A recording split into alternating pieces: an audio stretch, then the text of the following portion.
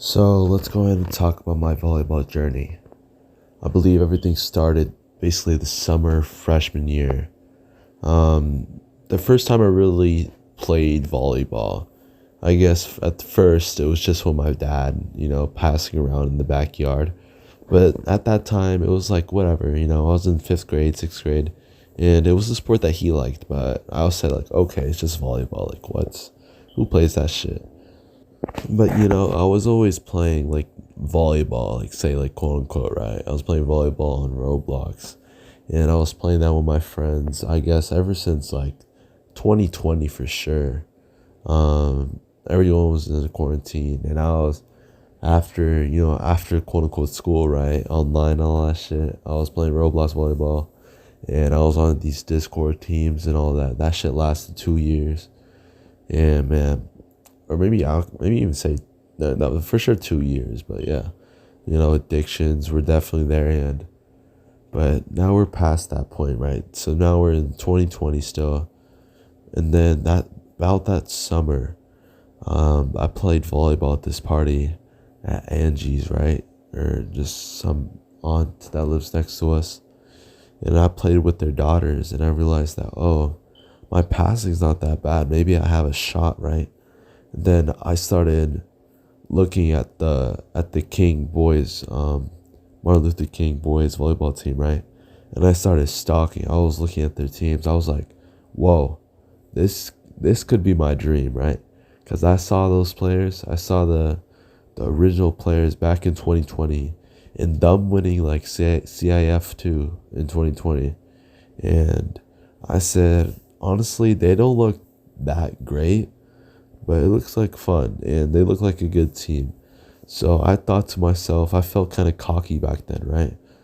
And I felt that if I just practice hard enough during the summer of my freshman year and prepared like as much as I can before the start of my sophomore year, if I played as much volleyball as I can, and if I've improved my skills and all that, I could definitely become one of them.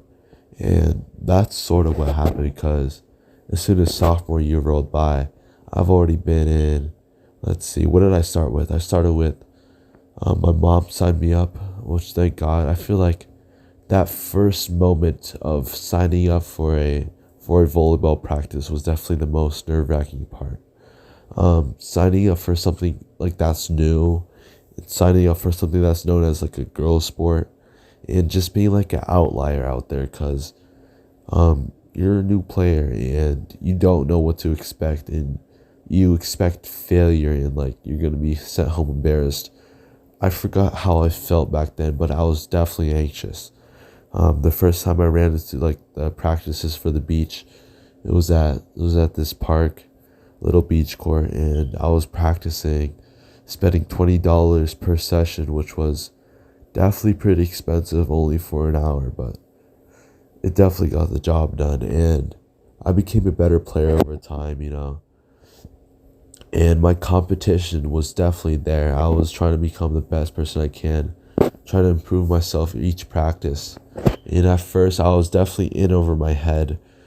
Each time I made a mistake, I kind of like let myself know, but I kind of also beat myself up for it, and big time for sure. Like if I spiked a little bit wrong, or if my approach was wrong, or if I bumped the ball a little too hard or a little too soft, all things like that, even setting and all that, it was all messed up. But I wanted to practice over time, get those fundamentals straight.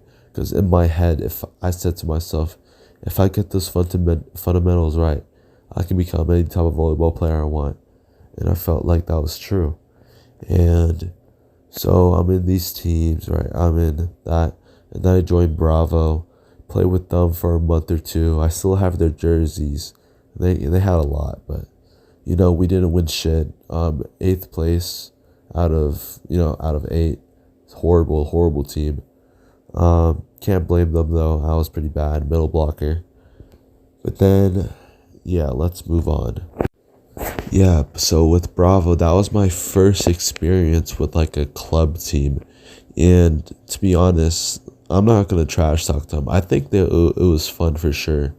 But the sacrifices my mom had to make for like Yet like she had to drive me out there, and like the gym was about like 30-20 minutes away. And honestly, it was quite a while away, but I really appreciate what my mom did for me for dropping me off to numerous practices. And this happened like over like, say like 3 to 8 months. It was just nonstop practices, and I can't owe anyone else more than my mom because she allowed me to grow and taking me to these practices and having faith in me that these practices will actually make me a better player and all that. So first and foremost, I wouldn't have gone as far for my volleyball journey if it wasn't for my mom. So yeah, I really appreciate that. But yeah, for the Bravo team, that lasted a little bit, and then after that, I started playing with Coach Keith and his IEVC. I played with little kids though. The competition wasn't great, and I often compared it with the Bravo team. In the Bravo team, there was definitely more competition because they were playing with dudes, right? And they spike harder, go harder, all that.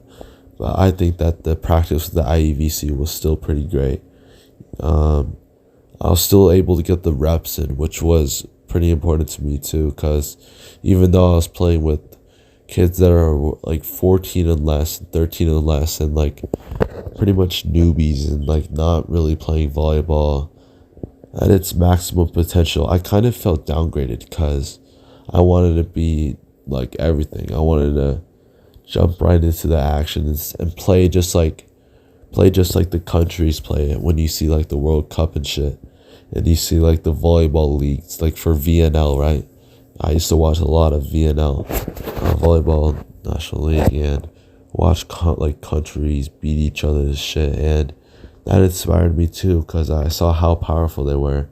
And the way they play is honestly hella motivational. But yeah, that was definitely my motivation too. Like after practices, I would just watch them and be amazed. But um, yeah, so after IEVC, I even coached people. I've coached the little kids.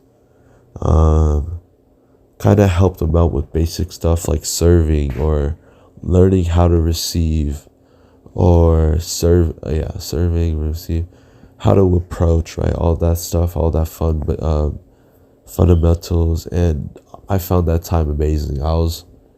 At that time, I was doing something I loved. I loved helping people. I saw the smiles on their faces. I saw the competition, but I saw the need to do more because I wanted to make sure that like I felt like these were my students, and I wanted them to be good players and try their hardest for each ball and just put their whole lives on the line so they can become better. But obviously, when you're like 12 or 13, and then you're like, especially like you're a female, I'm not sure if you have that drive. Some people definitely did, and I appreciate them. But you know, now looking back, all that coaching I did for them, I hope I did like leave like an impact on some of the players. I feel like I did though. I've coached quite, at this point, maybe like 50 to 100 kids so far. Just say 50 to 100 different kids, because I also coach for every Saturday, just helping out for the volleyball. I helped out over there, and that was an amazing experience. I feel like I was just out there volunteering, and yeah, it was basically volunteer work too, because for the Saturday work, I wasn't really getting paid. With Coach Keith, I was getting paid a little bit, $20 per, and I was happy for that. That's not bad. But yeah, that's how that was. But let's continue. And then here comes the season where I'm actually in the volleyball season, and so let's skip past, right? So now it's 2021. It's volleyball tryouts. I'm trying out for my team. After all that practice, all that coaching, all that being on club teams, all that, I knew the volleyball lingo.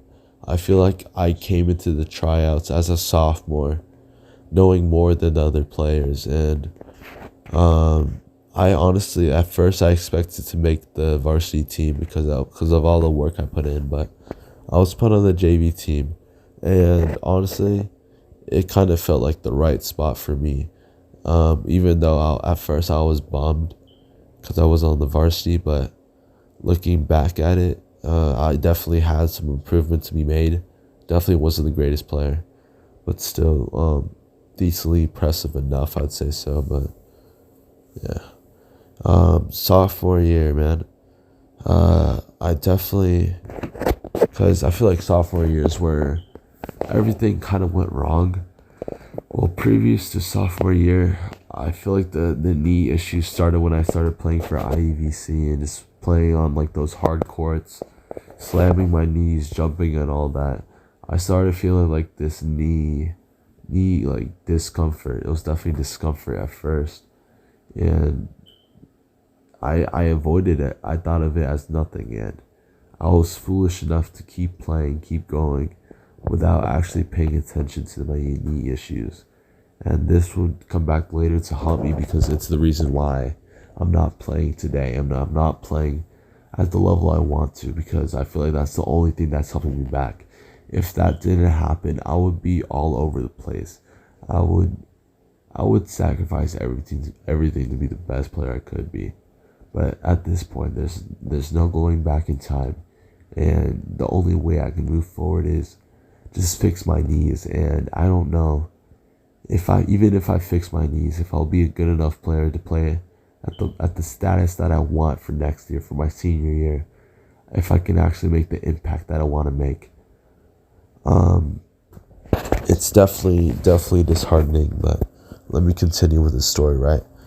So sophomore year, I'm playing volleyball, and tryouts come. I make a little impact, and then I make the team. But the varsity team, they're honestly some demons, and it makes sense why I didn't make varsity. Because if I made varsity that year, I would have to torture my knees even more, and I'd probably be in even more pain than I am today, which wouldn't be good. So parts of me is definitely grateful that I joined the JV team because the varsity boys are running all over the place to get the ball, jumping, all that. And my body was not ready for that. And if I did push that, I'd be worse shape. But so that's what it is. But I can't help but like miss the feeling of constant improvement in my volleyball, and I could see that we each practice and not being able to feel that anymore, and that feeling of just being able to do what you love and constantly improve at it. Because back then I was always the first ready to go for the practices. I was super eager. I don't know, I was hella enthusiastic, but at this point I can't even be enthusiastic. I can't smile no more when I think about volleyball. I really can't, because I think about all the lost opportunities and all that.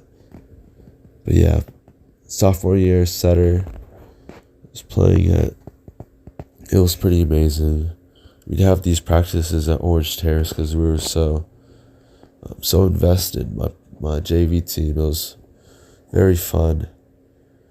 It's pretty unforgettable, honestly. But in the grand scheme of things, my whole life, it was basically just a year of grind, maybe half a year of grind and winning and going to tournaments and playing volleyball and winning, losing, drinking water, warming up too, man, just peppering with my friends, just having this competition and like that hype in yourself, like, oh no, actually no, what I miss too is like the fear of going into a game not knowing how well you're gonna do, and like the fear of like, oh, you're gonna fuck up or you're gonna miss this serve, and like clutch time and like all that, and just like it's definitely adrenaline and it kicks you and it makes you feel good. So yeah, that's all I missed. um but essentially that's basically like the whole story. I started off as this really passionate player, and it went on for a while. really passionate at the beginning, wanting to improve all the time. I had my dream. I forgot to say my dream in this whole video, but my dream as a player was to become the best player, basically in the county, or just I saw how good Jared was, right? Jared Schnake, man, fucking demon. But yeah, my goal was to be better than him, honestly, because I thought I could be better than him if I just put in that work. But turns out I put in the work, but I just forgot to take care of myself, forgot to take care of my knees, and avoided issues and acted all tough and mighty. And I destroyed my dream in the process. You know, I guess you can chase your dreams, but you always have to have a backup. And when you put everything on the line and then watch yourself lose it, it's definitely a bit sad, but it stuck with me because for my knees in volleyball, sometimes I would say like, oh, I have to take a 3-month break from volleyball. I can't play this shit no more. I have to do it for my knees because that's what the doctor told me. But I always found myself playing again, and I still played, and my knees got worse and worse, and I didn't listen to the wise advice of you gotta take a rest when you need to. And it's definitely a lesson that's gonna live with me forever. So my ending statement is that you should go into your dreams with high hopes and definitely put in that same work that I did and have fun with it, you know? That's what I did. I had fun. Every day was a grind and every day was fun. But always take care of yourself and make sure that when you put all your eggs into the basket, make sure you have a backup plan. And you know, you can be obsessed with it, but make sure like you take care of yourself, man, because no one else will. And you only have one body, one life, and if you fuck it up right now, you'll feel it. So yeah, I'll go ahead and end this video here. Well, thank you for watching. Very long rants about my volleyball story. This is basically all of it, you know. It was a wild dream, you know. I just remember having just being the first one to practice, like the last one to leave too, you know, like putting down all this stuff. I had this respect, and I wanted coaches' respect, and I wanted to be proud of myself, and I wanted others to be proud of me for being a great player. But at this point, yeah, it's not an attainable dream. Nor is it worth it, even though, yeah. Because now I'm in my junior year, yeah. Junior year today is the 9th of February, and our first games, I'm pretty sure, start in March or somewhere soon there for volleyball and for boys volleyball, and I don't even know if I can pull up. I don't even know if I want to watch their games. It's scary watching from the sidelines, watching a team that you know you could have been a part of. That just brings me anxiety. Like if my team sees me and I'm just fucking sitting on the sidelines while they're playing, and I could be helping them and I could be helping them win, but rather I'm sitting on the fucking benches, like in the audience, like a loser. You know, that shit's gonna hurt. But I think I should still go out and support my team, and I think it's gonna be good. And you know, this volleyball progression and this volleyball dream, I feel like it comes to an end because I don't know, I had all these dreams, I had all these high hopes. Like I recorded all these videos to show my progression over time, and at this point there's no more videos to add. Everything's kind of going down this shithole, and I don't have anyone else to blame but myself. And yeah, that's my whole journey for the volleyball team. Of course, I'm always leaving the little details of what happened at the tournaments.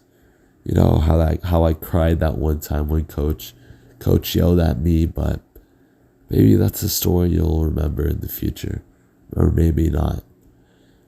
And, you know, there's always these little details of going to canes or going to restaurants, but always still feeling like the outsider, you know.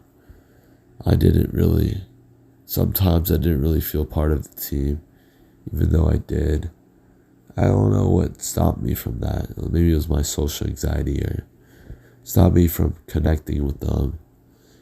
I felt like I was always being made fun at, but I didn't pay any peace of mind to it because I felt like they were just insecure, and they were just making fun of me and like, oh, you look like whatever.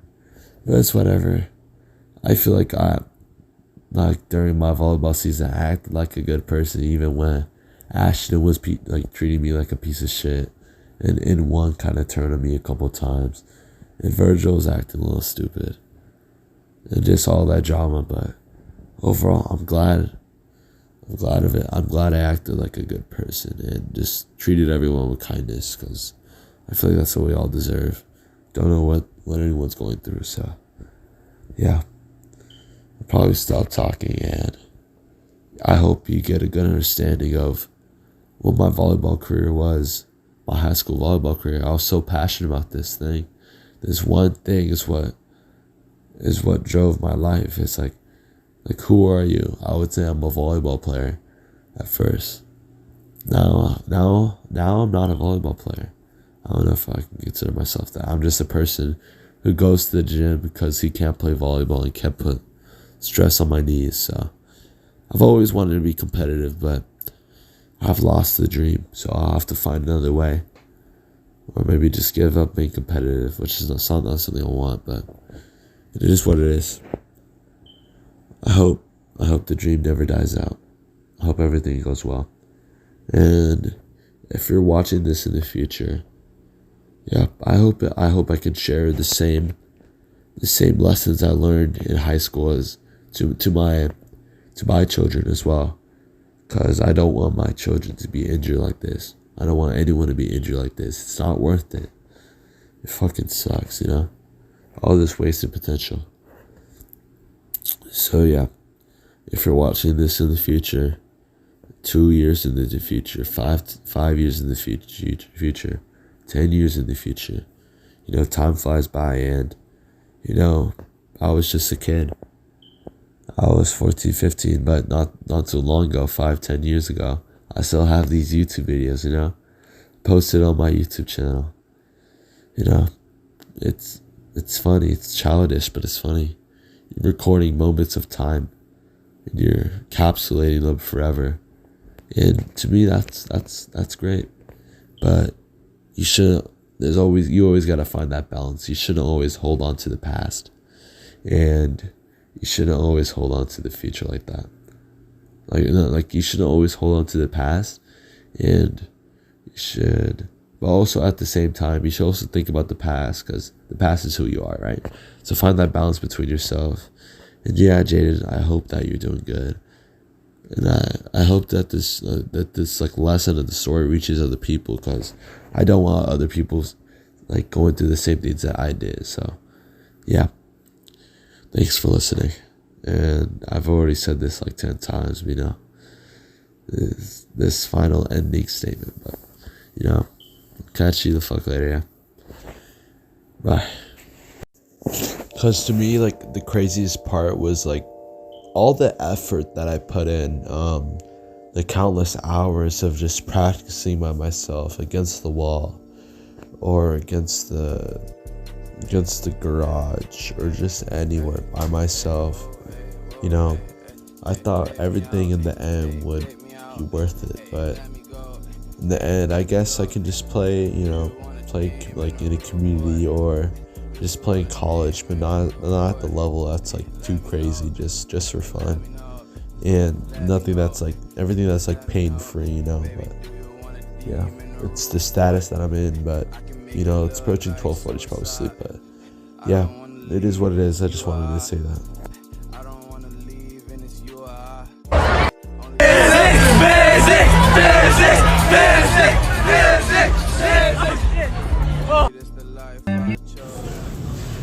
$140 PR, baby.